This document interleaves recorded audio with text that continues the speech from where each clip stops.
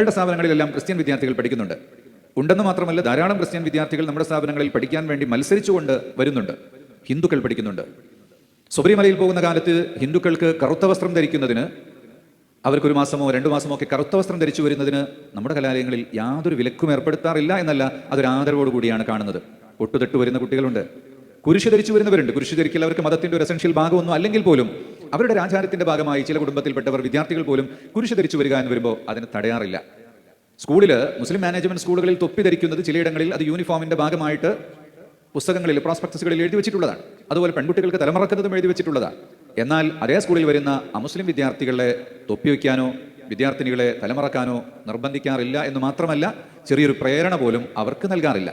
കാരണം അതവരുടെ മതത്തിൻ്റെയോ ആചാരത്തിൻ്റെയോ സ്വാതന്ത്ര്യമാണ്, അതവർ പാലിച്ചു കൊള്ളട്ടെ എന്ന് തന്നെയാണ് വെക്കുന്നത്. അങ്ങനെയാണ് വെക്കേണ്ടതും. ക്രിസ്ത്യാനികളും ഒട്ടുമിക്ക സ്ഥലങ്ങളിലും അങ്ങനെ തന്നെയാണെന്നാണ് ഞാൻ മനസ്സിലാക്കുന്നത്. അതുകൊണ്ട് ഇതൊരു മതത്തിൻ്റെ പ്രശ്നമാക്കിയെടുത്ത് വർഗീയമായി വൽക്കരിച്ച് രാഷ്ട്രീയമായ മുതലെടുപ്പുകൾക്ക് ആരോ ശ്രമിക്കുന്നുണ്ടോ എന്ന് തിരിച്ചറിയാനുള്ള വിവേകമാണ് നമുക്കുണ്ടാകേണ്ടത് എന്നാണ് എനിക്കിവിടുത്തെ എല്ലാ ജാതി മതസ്ഥരോടും ഈ ഭാരതത്തിൻ്റെ മുഴുവൻ പൗരന്മാരോടും ഓർമ്മപ്പെടുത്താനുള്ളത്. അള്ളാഹു ഓരോ മതത്തിനും അതിൻ്റെ ഒരു രീതി അനുസരിച്ച് ജീവിച്ചുകൊണ്ട് തന്നെ പരസ്പരം സ്നേഹ സൗഹാർദ്ദത്തോടെ ഈ